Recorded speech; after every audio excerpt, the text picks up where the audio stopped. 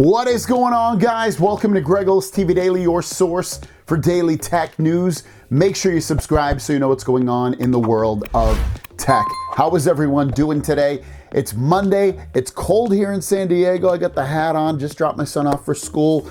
Got the jacket on. You know it's cold when I'm doing this whole get up and set up. Hopefully it's warm where you are, or at least you're in a warm place, because California houses do not hold the warmth very good at all. It's like, it feels like there's no insulation sometimes.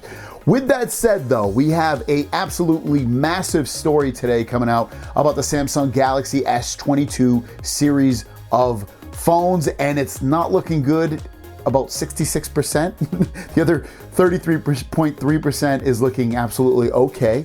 But and then we have some questions. So let's just dive into the tech news story of the day, and that is that the Galaxy S22 series is partially delayed release date. That's right. Two of the phones, the Galaxy S22 series of phones, 2 out of the 3 phones have a delayed release date, but the one that I want is not looking delayed, and that's the good part. So let's talk about this. This information comes from John Prosser, who is a YouTuber, so check out his channel if you'd like. Bad news, he says, I'm told that due to supply chain issues, the Galaxy S22 lineup has had a slight setback. Pre-orders for all devices is still happening on event day, February 9th, so we can at least pre-order all of them on February 9th. However, availability has now been split. Galaxy S22 Ultra will be released on February 25th. The S22 and S22 Plus are pushed back to March 11th. So about 2 weeks later, you'll be getting the other 2 phones, the S22 and S22 Plus, whereas the S22 Ultra, again, that February 25th release date.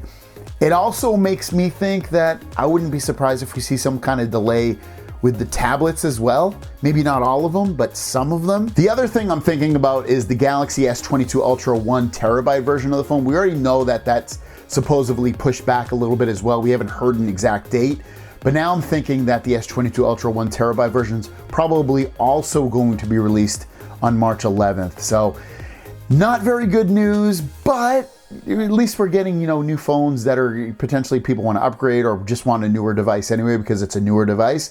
And it's still only 2 weeks after the initial release date. And I think even these dates, if I remember correctly, the February 25th was kind of pushed back as well. So it's like we're looking at these pushbacks and pushbacks and pushbacks, but I'm assuming these are probably finalized dates at this point, just because we're so close to the point of actual announcement and release that you would think they'd have all their ducks in a row and they would know exactly, okay, we have this many, we're gonna release it at this point as well.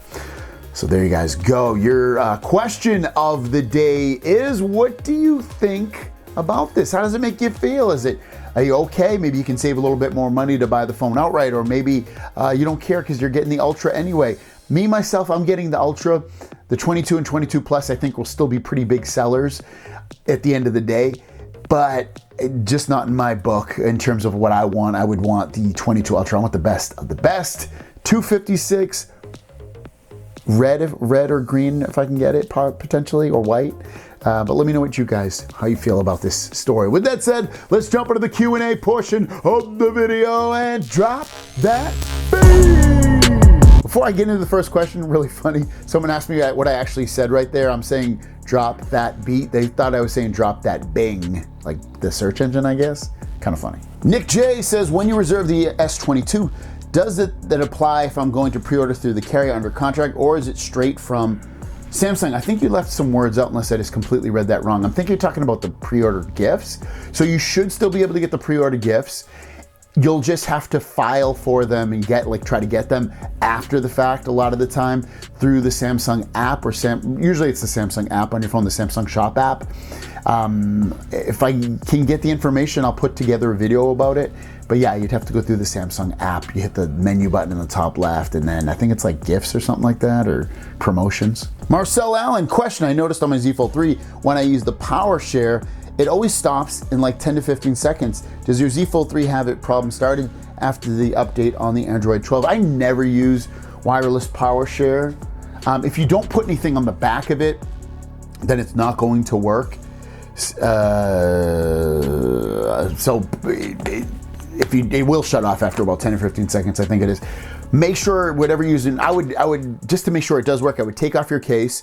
I would put something like earbuds or something that you know is pretty easy to get charged on there, or a phone without the case as well, and make sure it works. Otherwise, no, I haven't noticed that I have an issue. I never use it really either, but I guess I'll have to try it. Weirdo18 Pools, I know I'm late for this, but I heard that you can reserve for a lot of regions. I don't know what regions can't, but Canada can't. Anyways, I can afford these products either way. I pay monthly or just buy it.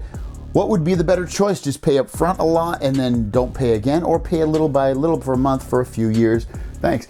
I mean, it really goes at this. If you have the money, you could potentially pay it off, but really it's like, I like paying it off, I'll be honest with you. I don't like knowing I have a balance of anything. I like to just pay it all off at this point in my life. But sometimes it's smarter money-wise, because you're usually not paying an interest rate on this, is to just pay it month by month. And then when you want to get a new phone, either pay it all off or whatever the remaining balance is, or just pay it off till the end of time when it's done.